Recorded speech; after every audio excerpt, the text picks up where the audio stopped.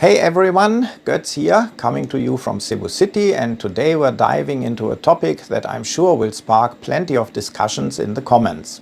Now, it's no secret that the Philippines has a high number of single mothers. Look around you, you'll see babies everywhere, whether tucked under the arm or daringly balanced on the handlebars of a motorcycle. I'm not here to make a video saying that for Filipinas having children is almost like a sacred duty or something.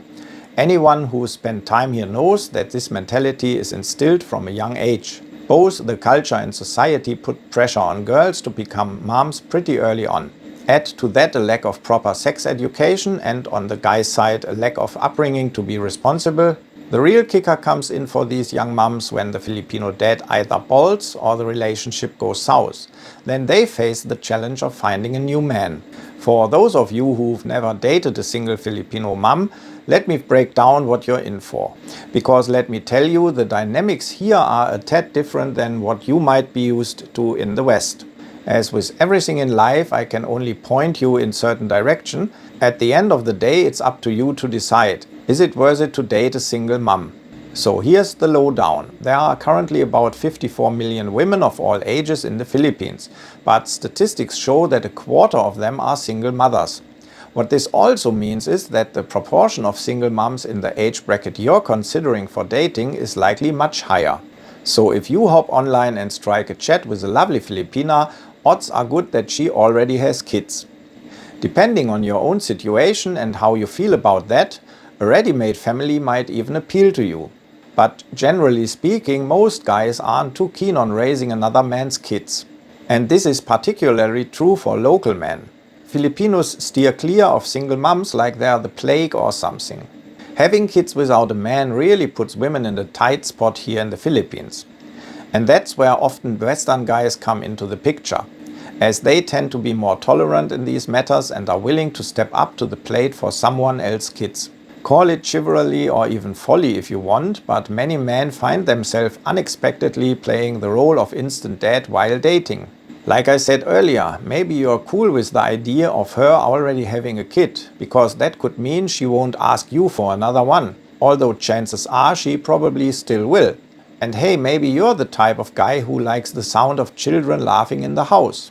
Or perhaps the kid is older and you think they are at an age where they are starting to go their own way. Let me tell you, don't make that assumption, not even with adult Filipinos. Because the culture here offers up a different set of challenges than what you're used to in the West. And that's something I want to give you the inside scoop on. So here's what usually goes down. You find a woman you're genuinely attracted to, learn she has a child, and then sort of push that fact to the back of your mind, focusing instead of how wonderful the mom is. What you might not give enough thought to is the impact that the little kid will have on the course of your relationship, especially here in the Philippines. And these are the questions you've got to ask yourself honestly and find genuine answers to.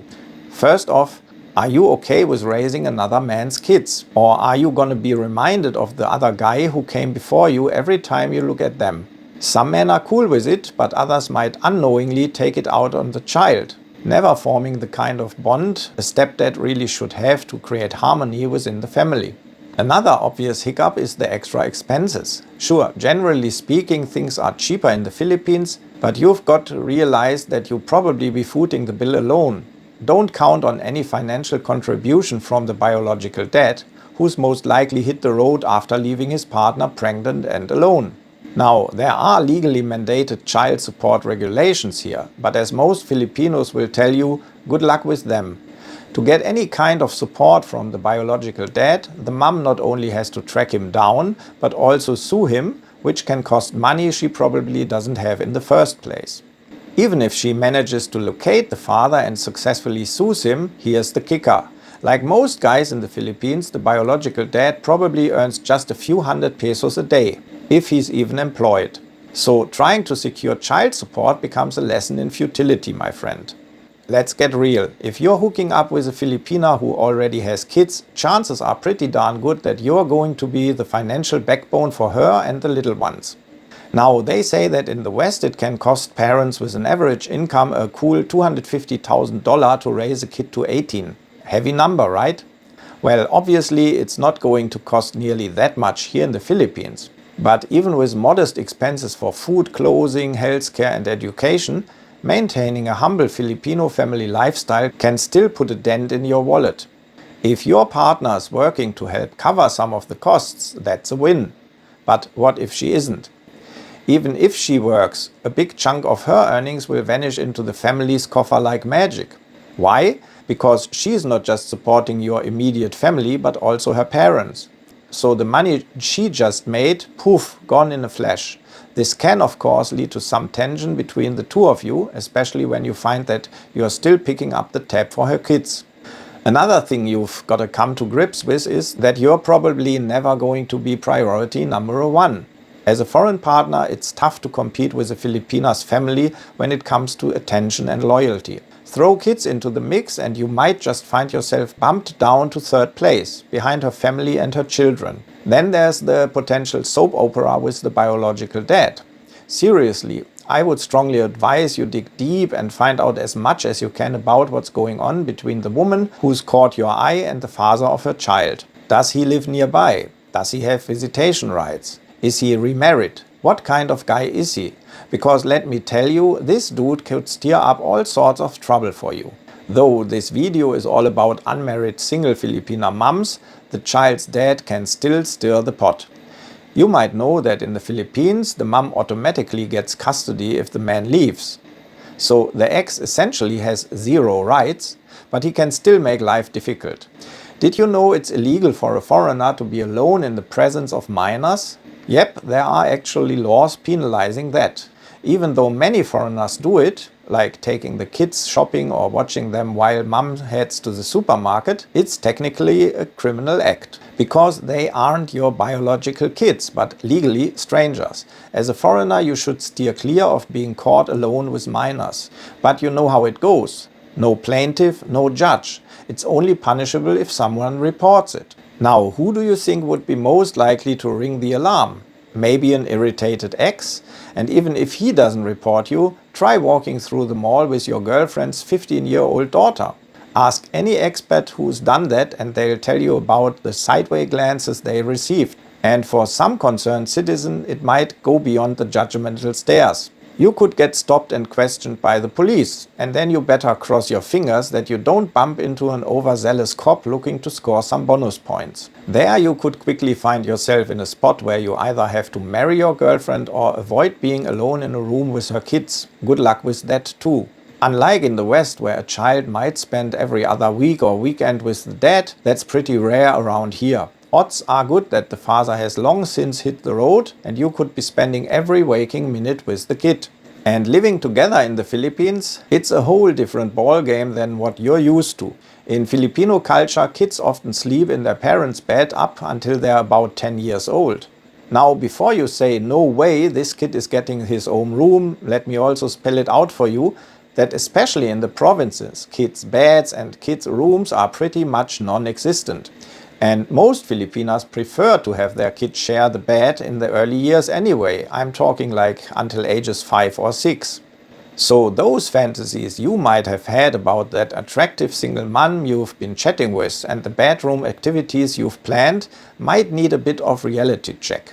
Maybe even a crying kid between the sheets. Still sound like fun? And don't think that once the kid grows up, they'll start their own life at 18 or 21, like it often happens in the West. Oh no, not in the Philippines. The family structures here are set up quite differently. Isn't it much nicer to have the kid living with you or right next door for the rest of your life? It's round-the-clock elderly care, if you want to put a positive spin on it.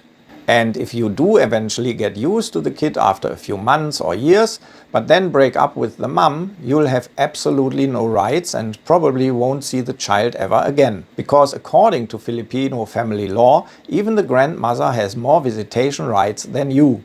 I hope you're starting to see that there are some pretty big cultural differences that can make dating a single mum in the Philippines a tricky affair. I know it sounds harsh, but if any of the scenarios I've touched on give you pause, it's probably best to stay clear of single moms here. It's easier for you to just filter out single mothers right at the start on dating platforms before you get emotionally invested. It's fairer all around, for you, for her, and of course for her kids. Why start a relationship that you're going to be unhappy with down the line? Definitely ask the woman you're chatting with if she has kids, regardless of what her profile says. And don't get caught up in wordplay. If you ask her about kids, she might say she doesn't have any, but what she's thinking is not right now because she's still pregnant. Or maybe she sent her kid to live with her parents or siblings, and so she'll tell you she doesn't have any kids because technically speaking, she's not in contact with them at the moment. I know it sounds pretty dodgy, but I've heard this kind of thing more often than you would think. And if you're already dating a single mom, you might be thinking as you listen to this, but then I would have never met my dream woman I've been chatting with for months. If you're having second thoughts now, also consider that the time you have spent with your single mom might have kept you from meeting a Filipina who is just as compatible with you, just without all the extra problems. The choice, of course, is up to you. And hey, I'm not saying you shouldn't date a single mother. There are plenty of foreigners here who are dating or have married single mothers and are absolutely thrilled with their decision. Most single mothers are honest, hardworking women who are also just looking for their piece of happiness. For those of you who have found a woman with kids and have blended your life together with smiles on your face and love in your hearts, hats off to you, seriously, kudos. I'm sure you've made the right decision for yourselves. But for those still on the hunt for the right partner, this video isn't designed to deter you. It's meant to open your eyes to some considerations you should take into account beforehand. Because once everything turns rose-colored, it's too late when issues start to loom larger. Things that might not be what you're used to, right? Right now you can still make an informed decision before diving into the deep end without a lifeguard nearby.